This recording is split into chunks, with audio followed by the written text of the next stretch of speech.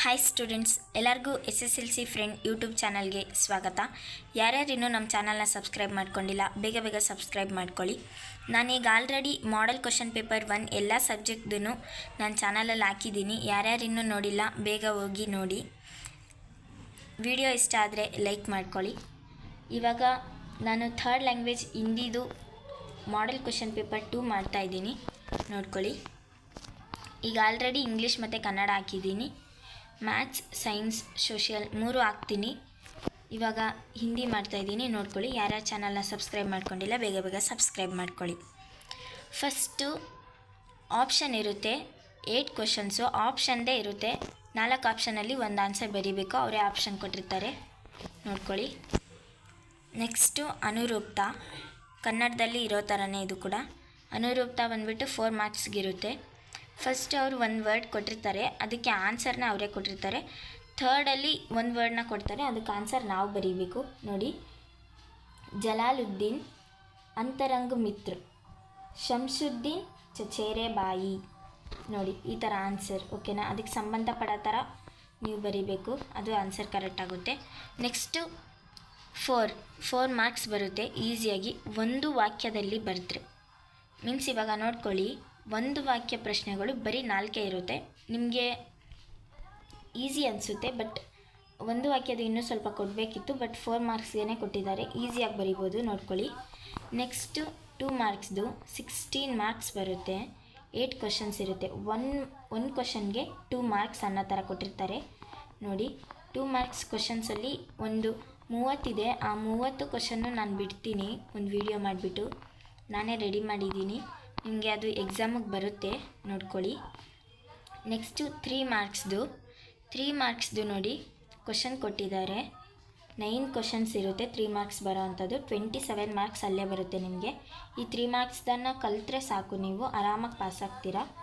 ಇನ್ನೊಂದೇನಪ್ಪ plus point ಅಂದರೆ, ನಿಮಗೆ 24ಗೆ ಪಾಸ್ ಮಾಡ್ತಾರೆ ಇವಾಗೆಲ್ಲ. ಹೋದ ವರ್ಷದಿಂದ ಆ ರೂಲ್ಸ್ ಬಂದಿದೆ ಗೌರ್ಮೆಂಟ್ ಕಡೆಯಿಂದ, ನೋಡ್ಕೊಳ್ಳಿ. ಕರ್ನಾಟಕ ರಾಜ್ಯ ಶಿಲ್ಪಕಲಾ ಕೊಟ್ಟಿದ್ದಾರೆ ನೋಡಿ, ಧೀರಜ್ ಸಕ್ಸೇನಾ ಕೊಟ್ಟಿದ್ದಾರೆ. दक्षिण शिखर पर चढ़ने समय बचेंद्री के अनुभव को बताइए ಇದು ಕೊಟ್ಟಿದ್ದಾರೆ. ಸಮಯಿಕ ಮಹತ್ವ ಇಂಪಾರ್ಟೆಂಟ್ ಕ್ವಶನ್, ಅದನ್ನು ಓದ್ಕೊಳ್ಳಿ. ನೆಕ್ಸ್ಟು ಒಂದು ದೋಹೆ ಕೊಟ್ಟಿರ್ತಾರೆ. ದೋಹೆನಲ್ಲಿ 3, 1, 3, 5 ಈ 3 ಪ್ಯಾರಾಗಳು ತುಂಬ ಇಂಪಾರ್ಟೆಂಟ್. ಅದ್ರ ಮೀನಿಂಗ್ ಕೇಳೋ ಥರನೇ ಕೊಡ್ತಾರೆ ನಿಮಗೆ ಎಕ್ಸಾಮಲ್ಲಿ, ನೋಡ್ಕೊಳ್ಳಿ. ಆ 3ದನ್ನು ಬಾಯಟ್ ಮಾಡ್ಕೊಂಬಿಡಿ. ನಿಮಗೆ ಹಿಂದಿ ಬರುತ್ತೆ ಅಂದರೆ ಹಿಂದಿನಲ್ಲಿ ಜಾಸ್ತಿನೇ ಬರೀರಿ, ಅದ್ರ ಮೀನಿಂಗ್ ಬರೀಬೇಕಷ್ಟೇ.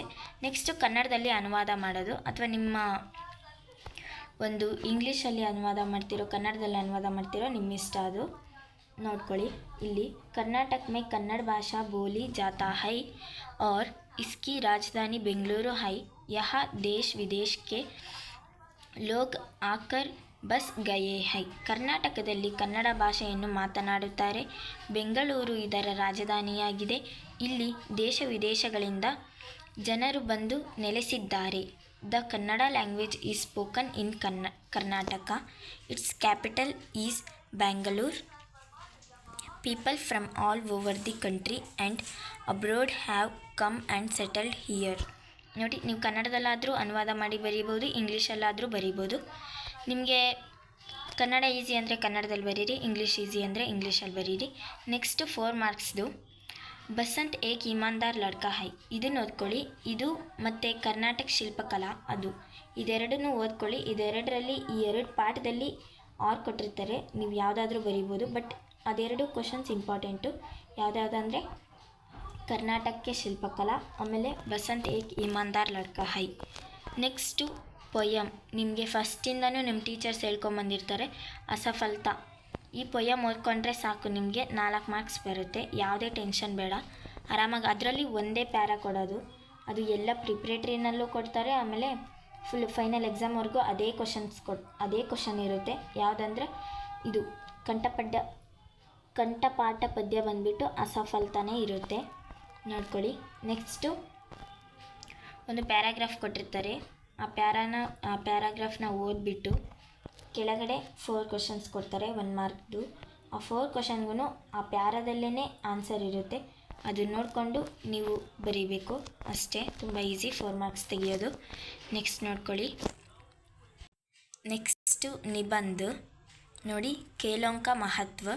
ನೀವು ನಿಬಂಧದಲ್ಲಿ ಇಂಟರ್ನೆಟ್ ಓದ್ಕೊಳ್ಳಿ, ತುಂಬ ಯೂಸ್ ಅದು. ಆಮೇಲೆ ಗ್ರಾಮ್ ಸುಧಾರ್, ಆಮೇಲೆ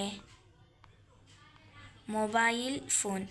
ಅಂದರೆ ಇವಾಗ ಮೊಬೈಲ್ ಫೋನ್ ಕೊಟ್ಟರೆ ಅದ್ರ ಯೂಸಸ್ಸು, ಆಮೇಲೆ ಅದರಿಂದ ಏನೇನು ದುಷ್ಪರಿಣಾಮಗಳಿರುತ್ತೆ ಅದನ್ನೆಲ್ಲ ಬರೀಬೇಕು. ಆಮೇಲೆ ಉಪಸಂಹಾರ ಇದೆಲ್ಲ ಹಾಕ್ಬಿಟ್ಟು ಬರೆದ್ರೆ ನಿಮಗೆ 4 ಮಾರ್ಕ್ಸ್ ಕೊಡ್ತಾರೆ, ಇಲ್ಲಾಂದರೆ ಸ್ವಲ್ಪ ಕಡಿಮೆ ಆಗುತ್ತೆ ಮಾರ್ಕ್ಸು. ನೆಕ್ಸ್ಟ್ ನೋಡಿ ಪತ್ರ. ಲೆಟರ್ ಬರೆಯೋದು ಒಂದೇ ಲೆಟ್ರ್ ಕಲಿತ್ಬಿಡಿ. ಇಲ್ಲ ನೀವು ಯಾವುದೋ ಒಂದು ರೀಸನ್ ಕೊಟ್ಬಿಟ್ಟು ಟೀಚರ್ಗೆ ಬರೆಯೋದು, ಅಥವಾ ನೀವು ರಜೆ ಹಾಕ್ತಿದ್ದೀರಾ ಅನ್ನೋದಕ್ಕೆ ಯಾವುದಾದ್ರೂ ರೀಸನ್ ಕೊಡಬೇಕು, ಪ್ರಾಧ್ಯಾಪಕ ಅವ್ರಿಗೆ ಬರೆಯೋದು, ಈ ಥರ ಲೆಟರ್ ಇರುತ್ತೆ. ಒಂದೇ ತಿಳ್ಕೊಬೇಡಿ, ನಿಮಗೆ ರಜೆದೇ ಕೊಡೋದು, ಬಟ್ ಅವ್ರು ರೀಸನ್ ಕೊಟ್ಟಿದ್ರೆ ನೀವು ಅದೇ ರೀಸನ್ನ ಬರೀರಿ. ರೀಸನ್ ಕೊಟ್ಟಿಲ್ಲ ಅಂದರೆ ಬಾಯಿಗೆ ಶಾದಿ ಅಂತ ಬರೀರಿ, ಅಥವಾ ನಿಮಗೆ ಹುಷಾರಿಲ್ಲ ಅನ್ನೋ ರೀಸನ್ನ ಬರೀರಿ. ನೋಡ್ಕೊಳ್ಳಿ, 5 ಮಾರ್ಕ್ಸ್ ಈಸಿಯಾಗಿ ತೆಗಿಬೋದು. ಹಿಂದಿಯಲ್ಲಂತೂ 5 ಮಾರ್ಕ್ಸು ಮತ್ತು ಪೊಯಮು ಇದೆಲ್ಲ ತುಂಬ ಈಸಿ. ಕನ್ನಡ ಅನುವಾದ ಕೂಡ ಈಸಿ ನೋಡಿ ಅಷ್ಟೇ. ಆಮೇಲೆ ಇನ್ನೊಂದು ಇನ್ಫಾರ್ಮಲ್ ಕೊಟ್ಟಿದ್ದಾರೆ. ಇನ್ಫಾರ್ಮಲ್ ಏನು ಬರೆಯೋಕ್ಕೆ ಹೋಗಬೇಡಿ, ಫಾರ್ಮಲ್ ಅಷ್ಟೇ ಬರೀರಿ. ಫಾರ್ಮಲ್ ತುಂಬ ಈಸಿ, ಅದಕ್ಕೆ ಹೇಳ್ತಾ ಇದ್ದೀನಿ. ಸೊ ಯಾರ್ಯಾರು ನಮ್ಮ ವಿಡಿಯೋನ ನೋಡಿಲ್ಲ ಬೇಗ ಬೇಗ ಹೋಗಿ ನೋಡಿ. ಇಷ್ಟ ಆದರೆ ಲೈಕ್ ಮಾಡಿ. Thank you so much for watching.